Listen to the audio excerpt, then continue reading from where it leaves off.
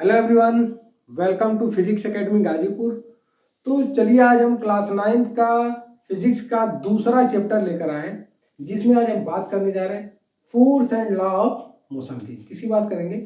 Force and law of motion की। तो सबसे पहले आपको पता होना चाहिए कि फोर्स क्या होता है। ठीक है, तो हम आज आपको चैप्टर का नाम बताते हैं, force and law of motion. बात समझिए, हम किसकी बात कर रहे हैं? Force and law of motion की बात कर रहे हैं। ये हमारा चैप्टर है फिजिक्स का दूसरा चैप्टर, और पहला टॉपिक इसमें आ गया हमारा। जो फर्स्ट टॉपिक है, फर्स्ट टॉपिक हमारा आएगा, पहला ही टॉपिक है फोर्स। तो सबसे पहले फोर्स होता क्या है, फोर्स क्या होता है, बात करेंगे। इसकी क्यों जरूरत पड़ी अभी हम बात करेंगे। तो लिखेंगे, पहले लिखने से पहले हम एक वर्ड समझते हैं कि फोर्स को हम बोलेंगे फोर्स इज ए पुल या फिर push that can change the state of motion. किसी बॉडी को रेस्ट में हो या मोशन में उसका स्टेट बदल देता है, उसको नाम क्या देते हैं? फोर्स। एक्सटर्नल कॉजेज है, कोई बाहरी कारण है जिसकी वजह से किसी बॉडी का शेप, साइज, डायरेक्शन, स्पीड कुछ भी चेंज हो सकते हैं, उसको नाम हम देंगे फोर्स। तो लिखेंगे, इसको डिफाइन कर लिया जाए, इसको हम डिफाइन कर लेते हैं। फोर्स इज अ, लिखेंगे, it is a push or pull that can change the state of motion of a particle. It is a push or pull that can change the state of motion of a particle is called force. क्या बोलेंगे? Is called force. Example में क्या लिख सकते हो? Example में यहां पे लिखा जा सकता है कि a man pushing a chair, ऐसे लिख सकते हैं, a man pushing a chair. या फिर हम ऐसे भी एग्जाम्पल समझ सकते हैं कि अगर प्लेग्राउंड में कोई बच्चा फुटबॉल खेल रहा है तो फुटबॉल की डायरेक्शन किक मारने से चेंज कर दी जाती है, तो हम कह रहे हैं कि फुटबॉल की डायरेक्शन चेंज कर सकते हैं, वो भी क्या है? फोर्स की ही प्रॉपर्टी है। ठीक है, एग्जाम्पल ये हो गया। हम इसमें कुछ टर्म समझेंगे कि फोर्स जो होती है वेक्टर क्वांटिटी है, तो लिखेंगे इट इज वेक्टर क्वांटिटी। अच्छा, ये बताइए कि वेक्टर क्या होता है। हम एक ही टर्म को भी डिफाइन करेंगे। वेक्टर क्या होता है? तो वेक्टर का मतलब होता है कि जिसके पास मैग्नीट्यूड भी हो और साथ साथ डायरेक्शन हो। जैसे फॉर एग्जांपल कोई बॉडी है, हमने बोला कि इस बॉडी के ऊपर आप 3 न्यूटन का फोर्स लगाओ। हमने एक पर्टिकुलर डायरेक्शन दिया कि इधर लगाना, ईस्ट में, वेस्ट में, नॉर्थ में, साउथ में, किसी एक पर्टिकुलर डायरेक्शन में, उसको हम बोलेंगे वेक्टर क्वांटिटी। मतलब वेक्टर का मतलब जिसके पास, यहां पे हम नोट कर देते हैं, मैग्नीट्यूड प्लस क्या हो? डायरेक्शन। प्लस क्या हो? डायरेक्शन। जिसके पास मैग्नीट्यूड और डायरेक्शन उसको वेक्टर बोलेंगे। सिमिलरली यहाँ पे हम स्केलर को भी आपको बता देते हैं कि स्केलर क्या होता है। स्केलर का मतलब जिसके पास सिर्फ मैग्नीट्यूड हो, उसको हम नाम देंगे स्केलर क्वांटिटी। जिसके पास मैग्नीट्यूड और डायरेक्शन हो उसको नाम देंगे वेक्टर। अच्छा बताइए, फोर्स कौन सी क्वांटिटी होगी? वेक्टर। यूनिट क्या होगी? Unit of force is Newton. लेकिन हमको एमकेएस सिस्टम में बात करना है। किसमें बात करें? एमकेएस सिस्टम में। तो एमकेएस सिस्टम में देखिए, फार्मूला सबसे पहले लिखेंगे, F बराबर ma, मतलब फादर बराबर मदर होता है। तो फोर्स यूनिट हमने न्यूटन लिखा, तो 1 न्यूटन जो होगा, मास मतलब किलोग्राम, और एक्सेलरेशन की यूनिट मीटर पर सेकेंड स्क्वायर। 1 न्यूटन बराबर 1 kg इंटू 1 मीटर पर 1 सेकेंड का स्क्वायर। ये 1 न्यूटन के बराबर होगा। ये किसमें बात कर रहे हैं? ये एमकेएस सिस्टम। यम का मतलब क्या होगा? यहाँ पे फिर समझेंगे, मीटर। के का मतलब क्या है? किलोग्राम। ठीक है, और यस का मतलब क्या है? सेकेंड। ये तो पता ही होगा, metre, kilogram, second.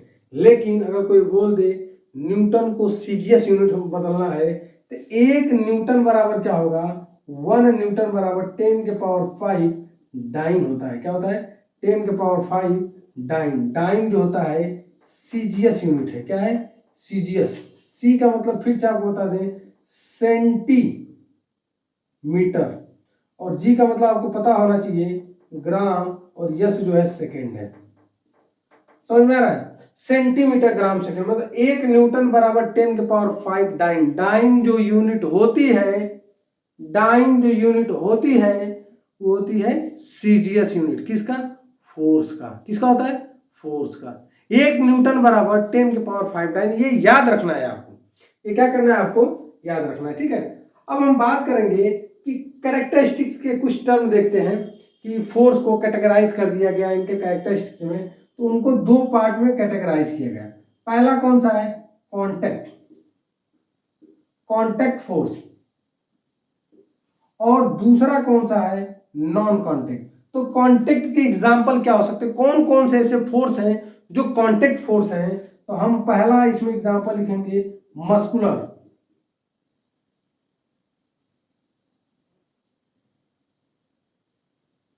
Muscular force, दूसरा टेंशन फोर्स, तीसरा नॉर्मल फोर्स, नेक्स्ट जो है स्प्रिंग फोर्स, अगला फ्रिक्शनल फोर्स। ये जितनी फोर्स दिख रहे हैं ना, मस्कुलर हो, टेंशन हो, नॉर्मल हो, स्प्रिंग हो, फ्रिक्शनल हो, या अप्लाइड फोर्स हो, अप्लाइड फोर्स, ये सब एग्जांपल है किसके, ये सब एग्जांपल है कांटेक्ट फोर्स के। किसके एग्जांपल है, कांटेक्ट के। ये सारे एग्जांपल है कांटेक्ट के। किसके एग्जांपल है, आप नोट कीजिएगा, ये सारे एग्जांपल किसके, कांटेक्ट के। मस्कुलर का मतलब क्या होगा, मैं आपको इसे समझाऊंगा इस लेक्चर में, क्योंकि अगला लेक्चर हमारा इन्हीं फोर्सेस के ऊपर बनेंगे। तो हम एक बार एक्सप्लेन कर देते हैं। मस्कुलर का मतलब 2 बॉडी के बीच में या बॉडी के कांटेक्ट के बीच में जैसे फोर्स हो उसको बोलेंगे contact muscular force. Tension force क्या होता है, जैसे एक रस्सी पे हम लटक गए, ऐसे रस्सी को पकड़ के लटके हुए हैं, एक रस्सी को ऐसे लटक दिया गया है पकड़ के, उस समय जो रस्सी के ऊपर हमारी बॉडी नीचे की तरफ लटकी है, उसके अपोजिट डायरेक्शन में जो फोर्स लग रहा है उसको नाम देंगे टेंशन फोर्स। नॉर्मल रिएक्शन क्या होता है, सरफेस के परपेंडिकुलर फोर्स, सरफेस के परपेंडिकुलर फोर्स लगेगा, उसको बोलेंगे नॉर्मल रिएक्शन। स्प्रिंग तो हम देखे ही हैं, स्प्रिंग तो हम देखेंगे, इसे खींचते हैं, स्प्रिंग खींचते हैं, ये फोर्स जो लगता है स्प्रिंग फोर्स लगता है। बात समझिएगा। उसके बाद फ्रिक्शनल फोर्स क्या होता है, जब हम चलते हैं तो हमारी एनर्जी लॉस होती है, लॉस होते समय जो फोर्स लग रहा है मोशन के अपोजिट डायरेक्शन में, मोशन के अपोजिट डायरेक्शन में जो फोर्स लग रहा है उस फोर्स को नाम क्या देंगे, फ्रिक्शनल फोर्स। समझ में आ रहा है कि नहीं। ये सारे फोर्सेस की हम बात कर रहे हैं, ये सब किसके एग्जांपल में, कांटेक्ट के होंगे। कांटेक्ट क्या होता है, when 2 body are in contact, जब 2 बॉडी एक दूसरे के कांटेक्ट में हो उस समय जो फोर्स लग रहा है उस फोर्स का नाम है कांटेक्ट फोर्स। क्या नाम है, कांटेक्ट फोर्स। देखिए इसी में एक दूसरा फोर्स आता है नॉन कांटेक्ट। क्या होता है, non contact. Non contact force की बात कीजिएगा, नॉन कांटेक्ट में जो कांटेक्ट में ना हो, जैसे फॉर एग्जांपल ग्रेविटेशनल फोर्स। पहला हम क्या लिखेंगे इसमें एग्जांपल,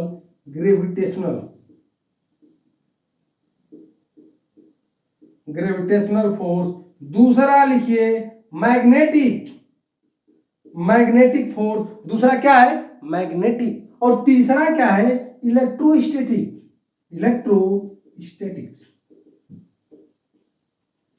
अरे भाई देखिए, ग्रेविटेशनल फोर्स क्या होता है, अर्थ के द्वारा लगाया गया फोर्स किसी बॉडी पे, उस फोर्स का नाम है ग्रेविटेशनल फोर्स।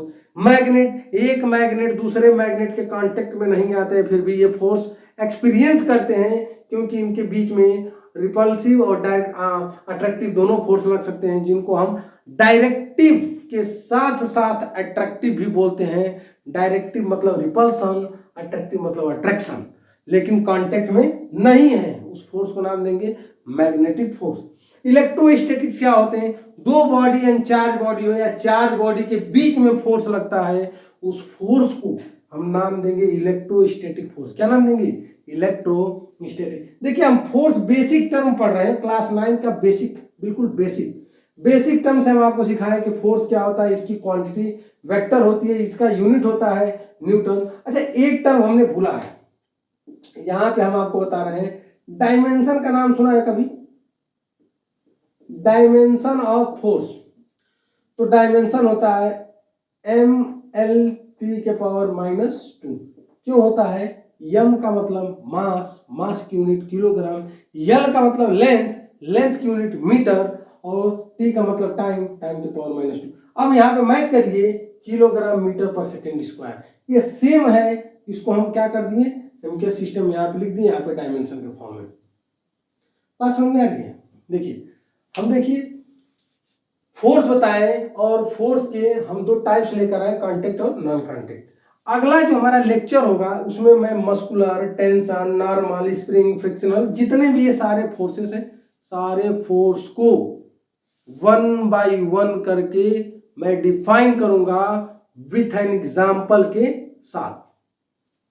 समझ में आ रही है? एग्जाम्पल के साथ एक एक करके मैं उसको एक्सप्लेन करने वाला हूं नेक्स्ट लेक्चर में। तो ये हमारा बेसिक इंट्रोडक्शन लेक्चर है, बहुत ही बेहतरीन होगा, और एक एक करके मैं आपको इस चैप्टर को कंप्लीट करके आपको दूंगा विथ न्यूमेरिकल कॉन्सेप्चुअल क्वेश्चन के साथ। ठीक है, तो कोशिश करेंगे हम कि अगला लेक्चर नेक्स्ट डे में मिलेगा आपको। तो अब हम मिलेंगे नेक्स्ट लेक्चर में। Okay, thank you so much.